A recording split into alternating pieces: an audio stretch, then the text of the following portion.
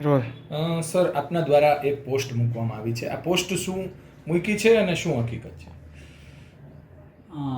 Post એ માટે છે, હમણાં શ્રી પરસોત્તમભાઈ રૂપાલાજીએ જે કોમેન્ટ કરી તેનાથી ક્ષત્રિયો બહેનોમાં ભારે રોષની લાગણી ઉદ્ભવેલી છે. પરસોત્તમભાઈએ જે પોસ્ટ કરી એ સિલેક્ટિવ પ્રકારની હતી, કલેક્ટિવ પ્રકારની ન હતી. કારણ કે કોઈ પણ ઇતિહાસને વાંચવો હોય તો કલેક્ટિવ વાંચવો જોઈએ, સિલેક્ટિવ ન વાંચી શકાય.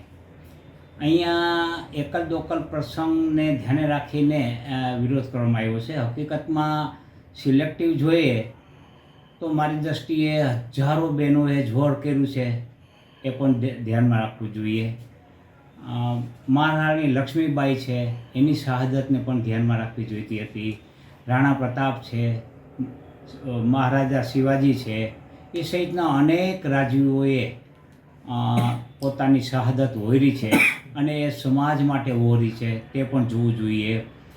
ભાવનગરના કૃષ્ણસિંહજીએ સહિતના બધા જ રજવાડાઓએ પોતાના રાજપાટો છે એ સરદાર પટેલની એક જ અપીલથી ન્યોછાવા કરી દીધા હતા, એ પણ ભૂલવું જોઈએ નહીં. આ બધી બાબતોને ધ્યાને રાખીને